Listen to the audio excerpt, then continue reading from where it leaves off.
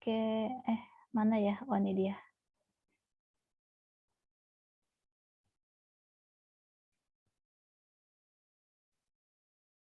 Share. Ya, ini ya. Kita langsung ke contoh soal aja,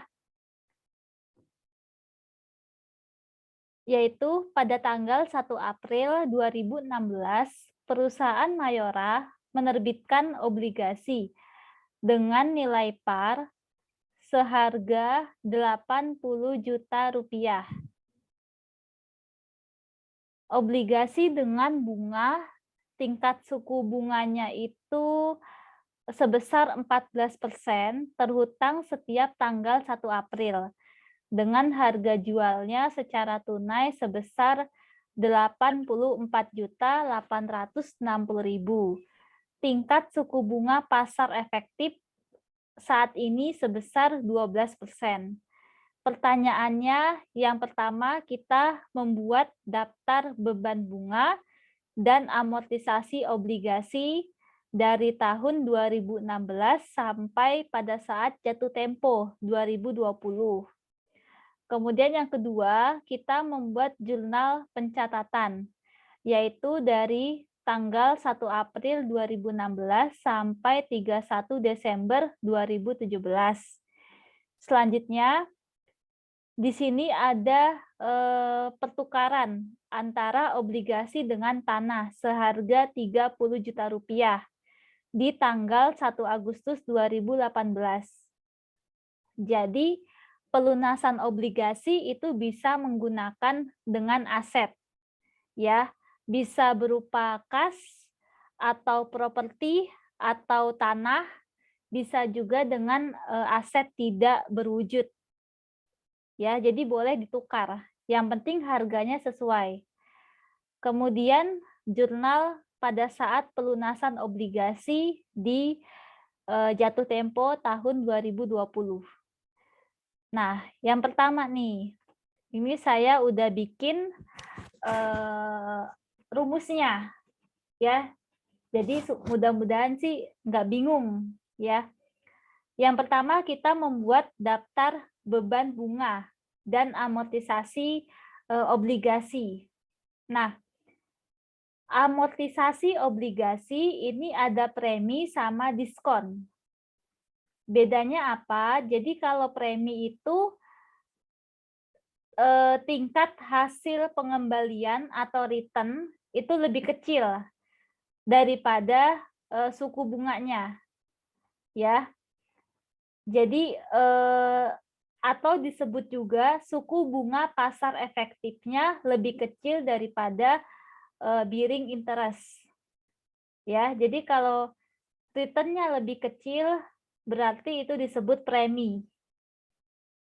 Ya, berarti kalau itu kita mengalami kerugian.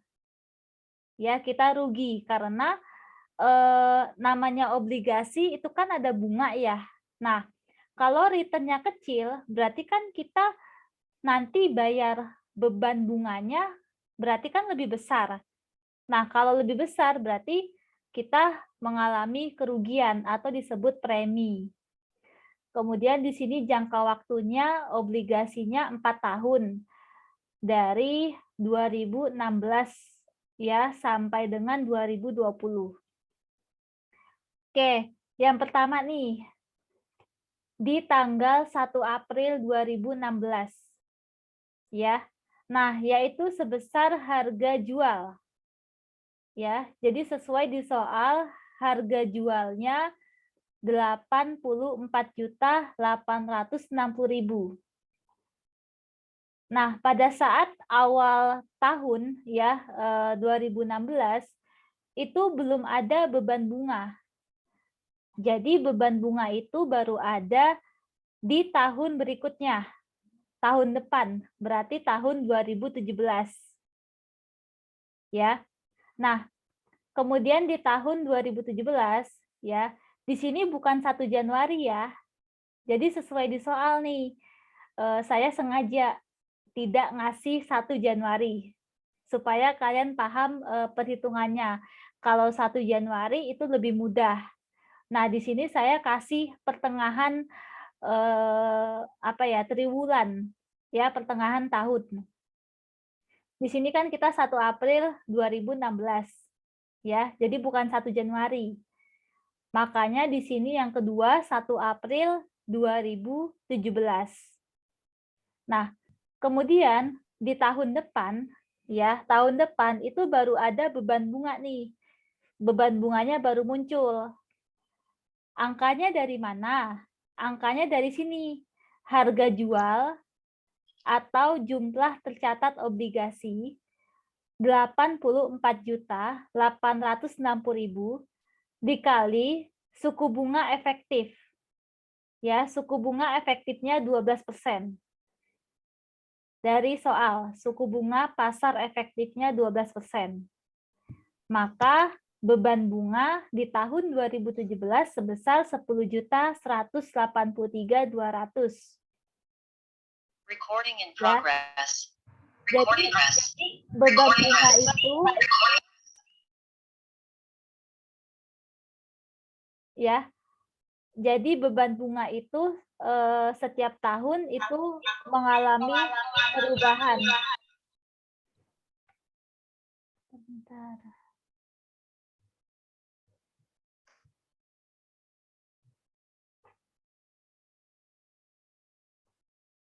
Ya.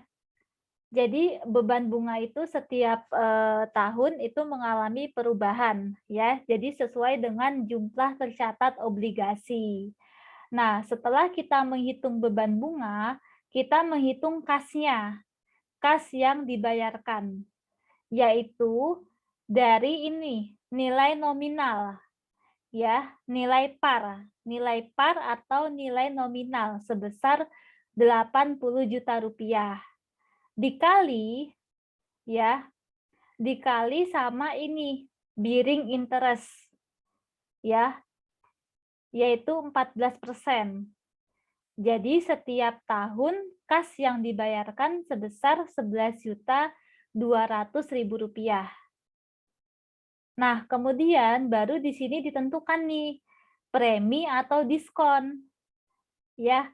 Nah, di sini beban bunganya 10 juta. Kemudian kas dibayarkan 11.200.000. Beban bunga lebih kecil daripada kas yang dibayarkan. Berarti disebut premi diamortisasi. Ya. Kenapa disebut premi? Di sini beban bunganya memang kecil, tetapi kas yang dikeluarkan lebih besar. Jadi kita menanggung obligasi itu bukan hanya nilai nominal, tetapi juga beban bunganya. Jadi kalau kasnya lebih tinggi, berarti kita mengalami kerugian atau premi. Gitu. Karena ya tadi pengembaliannya dari persentasenya itu juga lebih kecil daripada suku bunga obligasi. Ya. Nah, kemudian jumlah tercatat obligasinya di tahun 2017 berarti sisanya tinggal 83 juta, yaitu dari 84 juta dikurangi ini premi diamortisasi 1.016.800. Jadi hasilnya 83 juta. Ya. Ini dibuat sampai jatuh tempo. Ya, di sini jatuh temponya kan 4 tahun, berarti sampai 2020. Nah, di sini yang terakhir, jumlah tercatat obligasi di tahun 2020 ini harus sesuai dengan nilai nominal. Ya, harus sesuai dengan nilai nominal. Kalau ini nggak sesuai, berarti ada kesalahan menghitung. Jadi ini harus sesuai dengan nilai ini, nilai par atau nilai nominal. Ya, acuannya dilihat dari soal. Jadi kalau kalian pada saat jatuh tempo yang terakhir ini udah sesuai dengan nilai par, ya, nilai par, maka berarti sudah benar perhitungannya gitu. Ya, mudah-mudahan sih kalian paham ya, karena di sini saya udah kasih tahu caranya nih. Di bagian bawahnya, angkanya dari mana gitu. Yang penting kalian tinggal teliti ya, teliti menghitung pakai kalkulator. Atau kalau mau cepat boleh pakai Microsoft Excel. Gitu. Ya, mudah-mudahan sih ini udah saya kasih rumus-rumusnya, mudah-mudahan sih bisa dipahami ya, bisa diikuti. Dan sebenarnya nih tentang obligasi ini kalian tuh sebenarnya udah belajar di pengantar akuntansi 2. Ingat nggak? Di PA 2, pengantar akuntansi 2. Jadi sebenarnya di akuntansi keuangan menengah itu saya hanya menambahkan, mereview dan menambahkan. Jadi kalau dosennya udah ngejelasin secara detail sebenarnya enak, nyambung gitu. Tapi kalau nggak dijelasin ya udah berarti kalian memang ya kita belajar sekarang gitu. Sampai sini ada yang mau ditanya nggak yang masih bingung terkait membuat beban bunga nih? Bingung nggak? Cukup jelas Ibu. Oh ya, oke. Nanti kalau ada yang bingung tanya aja ya. Kita sama-sama belajar, sama-sama diskusi ya. Saya juga masih banyak butuh ilmu juga dari kalian. Nah, sekarang pertanyaan kedua, tadi kita disuruh membuat jurnal pembukuannya. Ya. Nah, jurnalnya itu dari tanggal 1 April 2016 sampai 31 Desember 2017. Yang pertama, di tanggal 1 April 2016, jurnal penerbitan obligasi. Jadi kalau kita menerbitkan obligasi, pasti kita terima uang tunai, terima kas. Kas bertambah di debit. Kemudian obligasi. Obligasi itu kan sifatnya utang. Nah, kalau utang bertambah di kredit. Ya, berbeda dengan saham. Ya, kalau saham itu saham bertambah juga di kredit sih sama. Tapi saham itu masuknya ke pendapatan. Ya, kalau obligasi masuknya ke utang. Gitu. Saham itu masuknya ke ekuitas atau pendapatan ya. Kalau obligasi masuknya ke liabilitas utang. Jadi kalau kita menerbitkan obligasi berarti kas bertambah di debit, utang obligasi bertambah di kredit sebesar harga jual. Lihatnya di sini boleh ya. Jumlah tercatat obligasi 2016 84.860.000 atau dari sini harga jual ya. Harga jual obligasinya. Kemudian ini kan 1 April. Nah, kita nggak boleh langsung ke tahun depan. Ya, kita nggak boleh langsung tahun 2017. Jadi kita harus tutup buku dulu. 31 Desember tutup buku atau disebut penyesuaian. Ya. Jadi yang namanya bunga itu harus diamortisasi atau penyesuaian. Nah, di sini 31 Desember 2016. Ya, jadi kita mau tutup buku tahun 2016. Nah, caranya beban bunga obligasi bertambah di debit. Ya, beban kan bertambah di debit. Angkanya dari mana? Angkanya dari ini ada 9/12. 9 dari mana? 9 dari sini. Ya, dimulai dari pada saat penerbitan 1 April 2016 sampai dengan penyesuaian 31 Desember.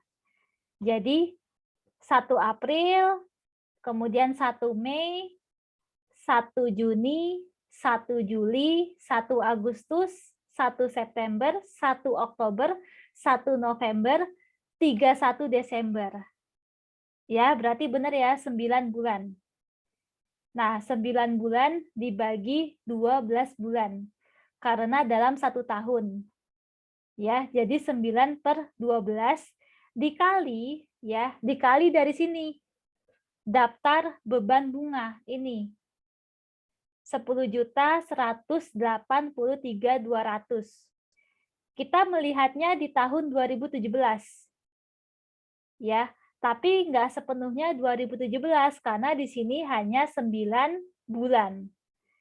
Ya, tapi untuk ngambil datanya ini dari tahun 2017. Ya. Dari tahun 2017. Makanya kenapa kita harus membuat daftar beban bunga supaya nanti pada saat jurnal itu gampang angkanya dapat dari mana gitu. Ya. Jadi beban bunganya hasilnya 7.637.400. Kemudian utang obligasi. Utang obligasinya berkurang. Ya, karena kita udah mau melakukan pembayaran bunga. Ya, jadi beban bunga nambah, utangnya berkurang. Utang obligasinya ya. Gitu, bukan utang bunganya. Kalau utang bunganya masih ada. Utang obligasinya berkurang di debit. Atau bisa juga disebut kenapa utang obligasinya ada di debit karena ini posisinya premi. Ya. Disebutnya premi. Nah, angkanya juga sama nih. Utang obligasi yaitu 9 per 12 dikali ya. Dikali ini premi diamortisasi. Ya, premi diamortisasi 1.016.800. Jadi hasilnya 762.600. Kemudian bertambah utang bunga obligasi. Ya, ini juga sama 9 per 12 dikali kas yang dibayarkan 11.200. Jadi hasilnya segini, 8.400. Jadi debit sama kredit itu harus balance. Ya, kalau nggak balance berarti salah menghitung. Ya, jadi beban bunga obligasi dari ini, dari daftar beban bunga, kemudian utang obligasi dari ini premi diamortisasi, kemudian utang bunga obligasi ini dari kas dibayarkan. Ya, jadi semua angkanya dari daftar beban bunga. Gitu. Nah, setelah jurnal penyesuaian, maka di tahun berikutnya, ya awal tahun 2017, itu kita melakukan jurnal pembalik. Ya, dari penyesuaian ini kita balik aja jurnalnya. Ya, beban bunga kan di debit nih. Nah, kita balik nih, jadi di kredit. Ya, posisinya pindah. Yang utang obligasi tadinya di debit. Kemudian pada saat dibalik berarti pindah ke kredit. Ya, di sini juga utang bunga obligasi di kredit pindah ke debit. Angkanya sama. Angkanya seperti di penyesuaian. Ya. Nah, setelah kita melakukan jurnal pembalik, baru kita melakukan pencatatan pembayaran bunga dan amortisasi pada nilai premi. Nah, di sini kan informasi dari soal ya bahwa bunga itu dibayar setiap tanggal 1 April. Nah, makanya di sini tadi kita udah melakukan penyesuaian, kemudian jurnal pembalik, baru kita melakukan pembayaran di 1 April 2017. Ya. Nah, jadi membayar bunga berarti kasnya berkurang nih. Kasnya berkurang di kredit, yaitu sebesar ini, ya.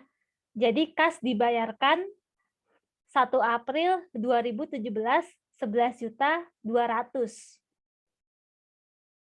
Kemudian beban bunga obligasi. Beban bunga obligasi tahun 2017 sebesar 10.183.200. Kemudian sisanya utang obligasi atau premi. Preminya 1.016.800. Jadi kalian di sini nggak perlu menghitung lagi. Tinggal ambil angkanya dari ini, daftar beban bunga. Ya, jadi fungsinya menghitung daftar beban bunga supaya nanti membuat jurnalnya itu nggak bingung. Ya, ini dilakukan seterusnya sampai 2020 sampai jatuh tempo. Ya. Nah, ini setelah bayar bunga 1 April 2017 baru nih dilakukan penyesuaian lagi. Penyesuaian Desember 2017. Ya, sama seperti tadi. Sama seperti tadi yang 2016. Akunnya sama. Ya, akunnya sama. Cuma bedanya di sini angkanya aja. Ya, angkanya ini untuk yang beban bunga obligasi 9/12 dikali 10 juta. 10 juta ini dari sini, dari 2018. Ya, 10.061.184. Ya, gitu. Jadi kalau yang ini dilihatnya dari 1 April 2018. Ya. Jadi hasilnya ya seperti ini gitu. Sampai sini bingung nggak? Yang A-nya nih, membuat jurnal dari penerbitan, kemudian tadi penyesuaian, lalu jurnal pembalik, kemudian bayar bunga, lalu penyesuaian lagi, setelah penyesuaian jurnal pembalik lagi, gitu. Sebenarnya harus dibuat sampai tahun ini, tahun 2020. Tapi kan kebanyakan ya. Jadi di sini soalnya hanya sampai 2017. Gitu. Bingung nggak yang A? Bikin jurnalnya? Aman, Bu. Mudah-mudahan sih bisa ini ya, bisa ngikutin ya. Soalnya di sini udah ada caranya. Gitu. Oke, sekarang yang B sama yang C nih, ya. Yang B itu transaksi pertukaran obligasi dengan tanah. Tadi ditukar ini sesuai di soal pertukarannya itu seharga 30 juta di tanggal 1 Agustus 2018. Berarti jurnalnya ya yang namanya pertukaran itu disebut juga pelunasan, pelunasan obligasi. Berarti obligasinya berkurang, utangnya. Utang obligasi berkurang itu di debit. Ya, sebesar 4/12. Dari mana 4/12? Ya, di sini kan transaksinya kan 1 Agustus nih. Ya, 1 Agustus 2018. Nah, kita lihat di daftar beban bunga. Nah, terakhir yang paling mendekati 1 Agustus 2018 yang mana? Yang mendekati 1 Agustus. Yaitu 1 April. Ya, masih di tahun yang sama. Jadi caranya dari 1 April 2018 sampai 31 Juli. Jadi 1 April, kemudian 1 Mei, kemudian 1 Juni, sampai 31 Juli. Jadi 4 bulan. Ya, jadi 31 Juli itu sama aja 1 Agustus. Ya, jadi di sini 4 bulan. 4 bulan dibagi 12 bulan dalam setahun, dikali nih 81 juta. Dari mana 81 juta? Dari sini. Nih, dari jumlah tercatat obligasinya di 1 April 2019. Ya, jadi kita pakainya yang April 2019. Karena kalau kita pakai yang ini, itu udah melewati tanggal. Jadi nggak pas. Jadi kita pakainya yang ini, yang sebelum melewati Agustus 2018. Ya, jadi pakainya yang ini. Ini saya kasih dulu nih. Ya, jadi dari 1 April 2019. Maka hasilnya 27 juta. Kemudian tanahnya berkurang, ya, aset berkurang di kredit. Tanah berkurang di kredit itu sebesar 30 juta. Dari soal, ya, dari soal 30 juta. Maka sisanya untung apa rugi? Di sini ternyata sisanya itu ada di debit. Ya, kalau di debit berarti namanya kerugian. Kerugian atas pertukaran obligasi. Ya, kalau misalnya posisinya di kredit berarti untung. Di sini posisinya debit berarti rugi.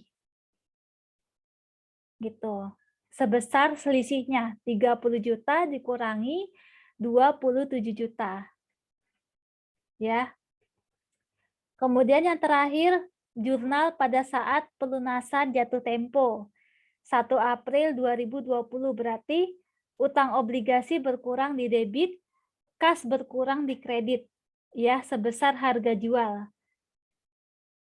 Sebesar harga jual 84.860.000.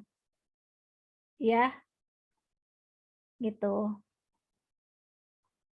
Sampai sini ada yang mau ditanya nggak? Mohon maaf Bu, itu soalnya itu keterkaitan sama yang lain apa enggak ya Bu? Iya, keterkaitan. Jadi kalau salah menghitung di sini, ya, jurnalnya ke bawah salah semua. Untuk poin yang C tadi Bu, itu Oh, kan yang sebelumnya ada transaksi apa itu namanya pertukaran dengan tanah. oh enggak, beda. Dikurangi. Oh, Kalau ini kan sebelum jatuh tempo. Ini sebelum, kalau ini sesudah. Gitu. Ini kan 1 Agustus 2018, ini sebelum jatuh tempo. Kemudian kalau yang 1 April 2020 ini pada saat jatuh tempo tanggalnya. Gitu. Jadi kalau yang ini tidak pakai tanah ya, tetapi kas. maksudnya Gitu. itu Mhm. 1 April 2020 kan pelunasan nih Bu. Heeh, pelunasan. Di transaksi sebelumnya 1 Agustus 2018 ada sebagian utang obligasi yang ditukar sama tanah gitu Bu. Itu kan mengurangi utang obligasi. Oh, iya iya iya iya iya, benar benar benar. Mmm, gini gini, eee, oh iya ya, berarti harusnya sisanya ya, 84.860.000 dikurangi 27 ini ya, berarti sisanya? Ya, Mungkin kurang lebih begitu Bu. iya iya, bener sih.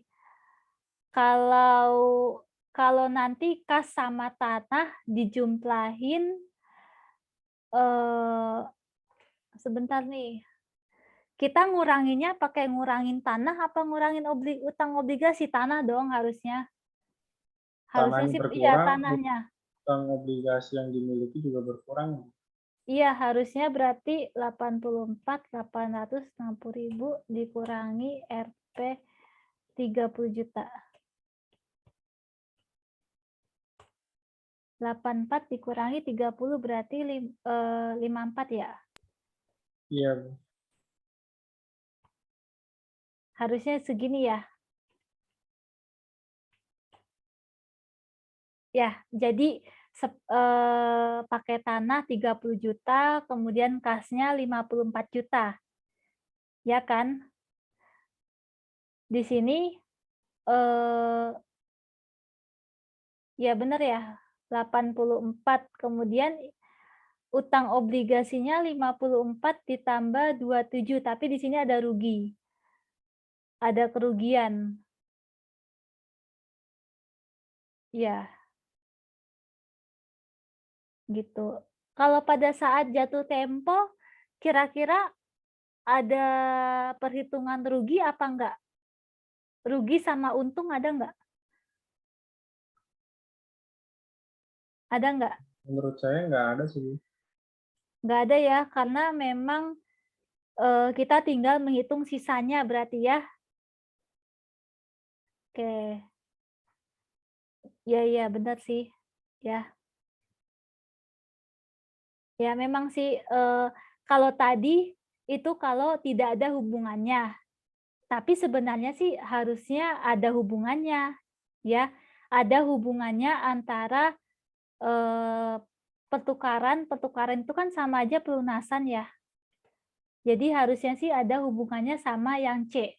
Jadi B sama C ini saling, berkaitan, gitu. Ya udah tolong diperbaiki aja, nanti saya upload ulang. Ya, nanti saya upload ulang di e-learning. Tadi siapa tuh? Fajar ya?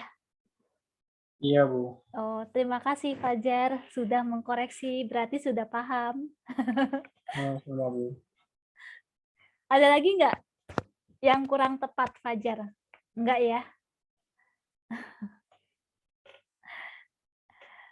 Ada nggak? Enggak ya? Nanti UTS ya kurang lebih seperti ini. Ya, ini baru obligasi loh. Kita masih banyak materinya. Dan itu banyak banget, pasti setiap materi itu ada jurnalnya, ada pembukuan. Gitu. Boleh lihat slide sebelumnya nggak, Bu? Boleh.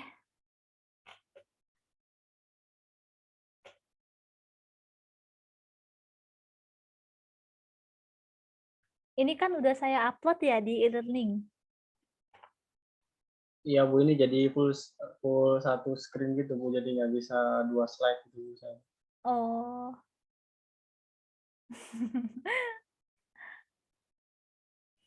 Ada lagi nggak yang mau tanya? Ayo, yang lain. Yang belum paham, yang mana? Kita belajarnya perhitungannya aja nih, pembukuannya. Debit kredit.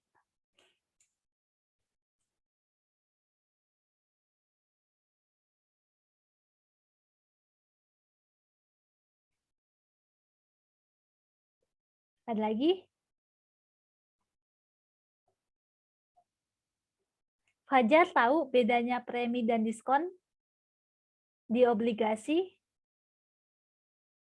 Kalau diskon itu kayaknya, tadi, Bu, apa tuh, dari persentase bunga yang didapatkan tadi, Bu. Itu kebalikannya gitu, Bu. Iya, return ini ya. Iya. Mm-mm. Tuh. Oke.